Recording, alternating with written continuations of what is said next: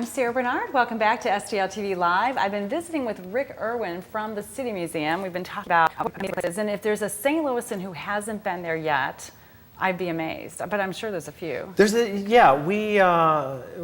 say in 2006 when I started there, in St. Louis where it only takes 20 minutes to get anywhere, a lot of people still didn't know us. And we've been growing nationally, internationally. I've been in, like I said, Denmark speaking. I get a lot of museums from Europe coming over to look at what we do around the United States. So internationally, we're getting pretty well known. Yeah. 700,000 plus visitors last year. Wow. Yeah. But you are a must-see, must-do attraction here in St. Louis. We are. I think Delta Airlines named us one of the top 50 must-see museums in the world, which is great. I think I heard that. That's great. So, Rick, 7 years you've been there. 7 years, yeah. 7 years. You turned the job down twice. I did.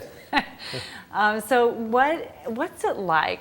Is it super fun every day? Is it hard? Are you doing construction work yourself? I just don't know what I'm going to do every day. I mean, the first couple years were hard. I'm still learning the job.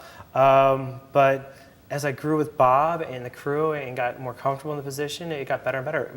I don't know what my day entails. Yeah. But you said you don't like to be in the office. I hate the office. I hate being in. I don't do meetings. We don't have budgets. I don't do reviews. It's just let's build and have some fun. And luckily, people are enjoying what we're doing, and that's our success. Is we're doing what we think is fun, which are slides, and then we intermix in like the architecture. I spent some time in Chicago, buying a ton of architecture. Louis Sullivan. We're building this Egyptian tomb right now, which I don't know. I don't know if we're going to build a sarcophagus with like a hidden slide in it or a trap door. I don't know. So when will you know? Like, how does it I don't know. happen? You just kind of build as you go, and as you start to see the space, Yeah. you add something. Yeah, and like you were saying in the last segment, you've got really great people that have complete autonomy. Is that right? Well, I come in and I check their safety. We talk about ideas, but yeah, I can't come up with what they come up with. I mean, we are building a new 10-story spiral slide. It'll be 6 stories. But I was like, yeah, let's just do this. And Kurt Nickemeyer, he's standing there with me, and he's like, yeah, that's cool, but if we go one small loop, one giant loop, that's so much cooler. And you're right. So yeah. So you guys are like little kids in adult bodies. Yeah, they used to describe Bob as a child with a bulldozer and a credit card. So yeah. And it's really still the same? It's still the same. We have great ownership through American Milling, Dave Jump, same on board, just like Bob was.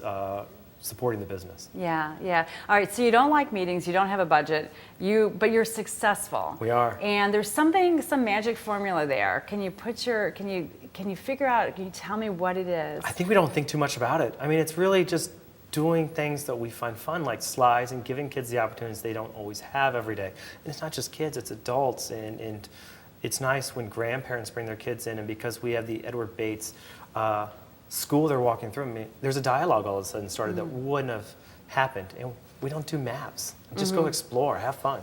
You don't do maps of the museum? No, it's just wasted. If I was to do a map, then someone would be like, I don't like architecture, and they don't go in there. But if they just roam in, they're going to find the cross from The Exorcist in there, and it's going to excite them. Yeah, and this is great for other museums to learn from. All of these things that you're talking about, these are your little magic tidbits. They do come, they come ask questions quite a bit. Yeah. So without sort of a plan, you actually do have sort of a plan. Yeah, it's organized chaos. Play it by ear, see what happens. Yeah. Yeah, exactly. And so you love your job. Is it 7 days a week? Yeah, it's on call 24 hours a day. I've been at the museum all the time. 3 a.m., fires, whatever happens. Literal fires? Literal fires, yeah. Yeah, you never know. You do not know, exactly. And you were telling me off camera you've got a 2-year-old. I do, Annie, yeah. Has she been there? She has. We usually sneak in Sunday mornings before the museum opens because I wait on staff. Yeah. We just rebuilt Tylertown. I had to have a place for her to work. The crew did an amazing job there. It's everything that you find in the museum, but smaller. And then, just in St. Louis attractions in general, the Magic House, the zoo, we hit them all up and then right back to the museum. Exactly. So having a 2-year-old, as she grows, we're going to see all the different things change that she likes. So she's our test rat. There you go.